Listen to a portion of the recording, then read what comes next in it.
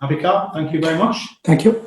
So now we go to the embargoed section. So those of you streaming, those of you doing anything that you're doing, if you could cease. I'll just do this to make it clear that we are now in an embargoed section. So everything that's said from here on in is for 10:30 p.m. this evening.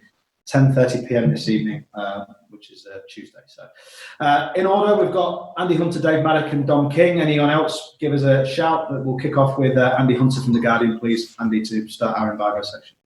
Hi, Jurgen. I was just going to ask about the logistics of this game and whether it's been more complicated to prepare for than, obviously, you played at home and your away games have been nearby. I was just wondering with the situation at the minute, whether this throws up new difficulties for you to prepare. Yeah, it was when we heard about the fixtures, it was tough. It's tough for everybody, but of course, if you get your fixtures, you don't look on where do the others play and stuff like this. So it's tough. And each day you have more rest between the games would make, for example, a main difference. So now we played.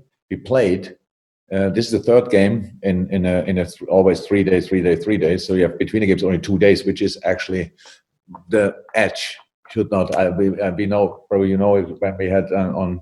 Around Boxing Day, these kind of fixtures where we play pretty much 48 hours after the last game, but makes absolutely no sense and will never make sense. I stick to the opinion that's a crime, but 3 days is kind of okay. And it's not a problem the first day, like the Crystal Palace game. No, now the Aston Villa game, exactly the Aston Villa game after City. So the next game is a problem, and then the next game after that is a problem as well. So from intensity point of view, but now traveling on top of that, we didn't know. We didn't know when we got the fixtures how the country will be in that time. So, but still we had to plan, and I think we got now. We found a hotel where we can sleep overnight. We had to make a decision: do we go on the match day? But Brighton is not around the corner, especially the airport is not around the corner, so it would have meant we have traveled really a lot. So we decided we do it like we would do it in the middle of the season, whenever it is, and fly there today and train tomorrow morning and do the stuff. So it should be okay. But then, of course, coming back in the middle of the night and playing a few hours later again against Burnley. But Burnley has, I think, exactly the same situation there in London against West Ham, if I'm right, tomorrow night, and play us then. So it's not easier for them or easier for us. It's just tough for all of us. And the logistics are really difficult. In and around the stadiums, I think it's, meanwhile, really good. Everybody's used to everything, and we can deal with the situation. So far, the dressing rooms were brilliant, how the other teams set it up. So that's all okay. Yeah, it's different, and I pretty much can't wait until it's like it was before, but it's absolutely okay. Thanks, Andy. Dave Maddock, if you could, there you go. Jurgen, I'm just thinking about the logistics, and you look at the gap between the seasons, and it's going to be so small. Will that give you any opportunity to let the players have a break, or will you just have to continue? And on that, will you be able to use any of these games, as it's so intense, as a kind of preparation for next season?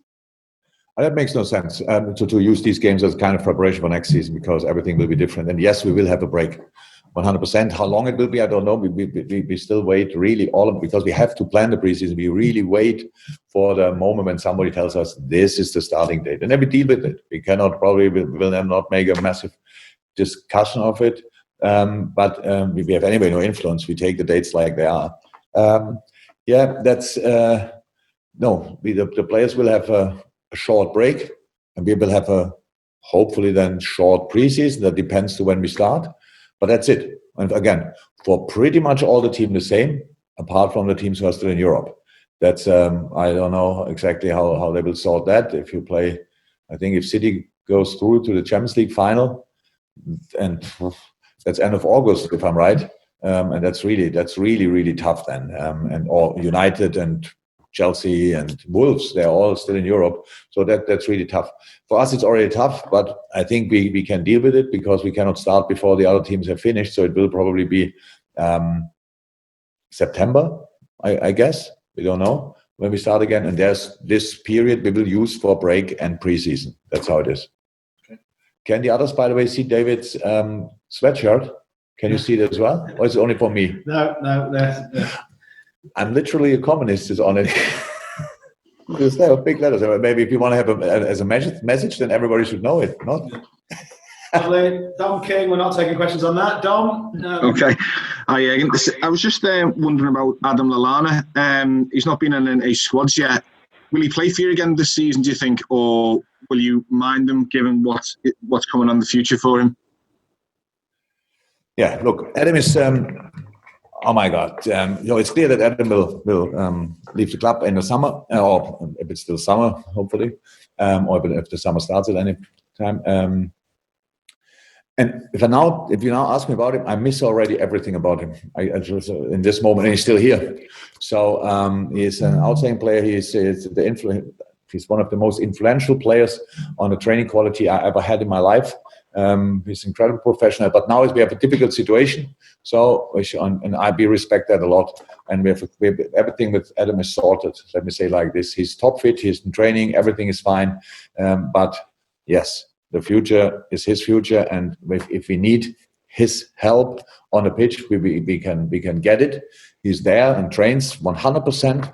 But as long as we don't need it, he will just train, and that's the normal thing. I think there were a lot of discussions about player with ending contracts. Here was not even a discussion. It was clear, we extend Adam's contract, and he wants to do that as well. But we will not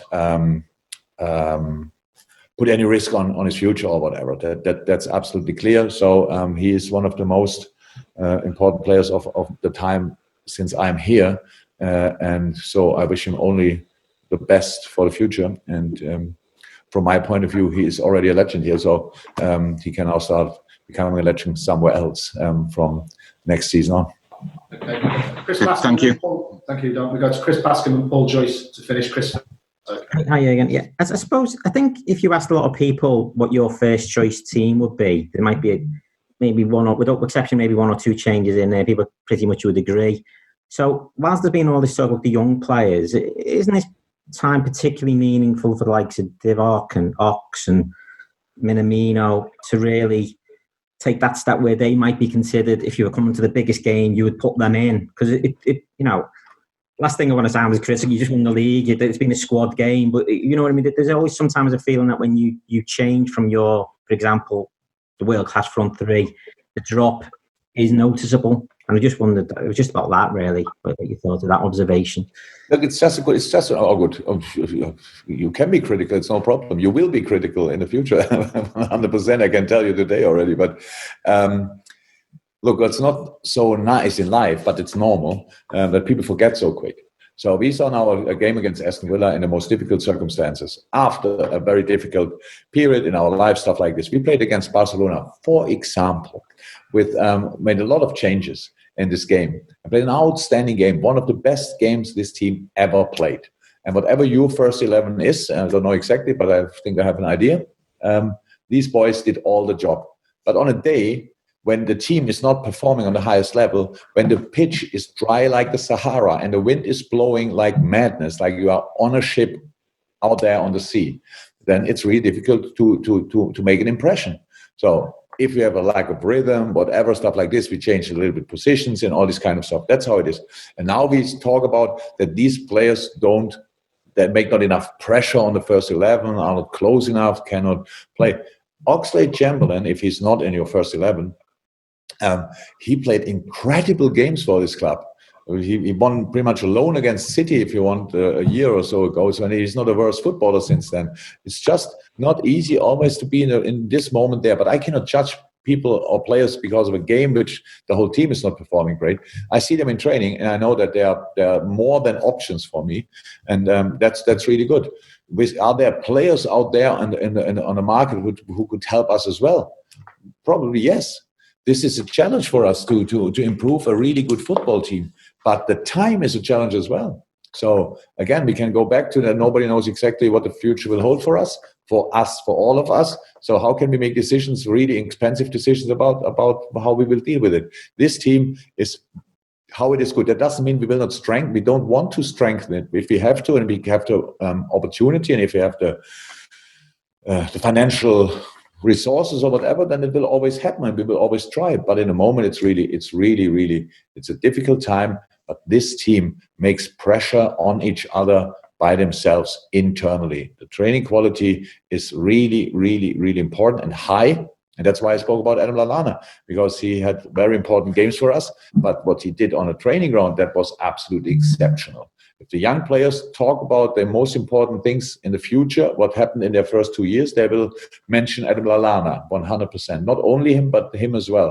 Because the way these guys train and the attitude they show in each session, that is an example for all the others. So, again, this is a difficult year for all football clubs in the world, and I don't think it's a time where we just talk about transfers and stuff like this, like the rest around us wouldn't have happened. It's just not possible, at least not for us. We cannot do it like this.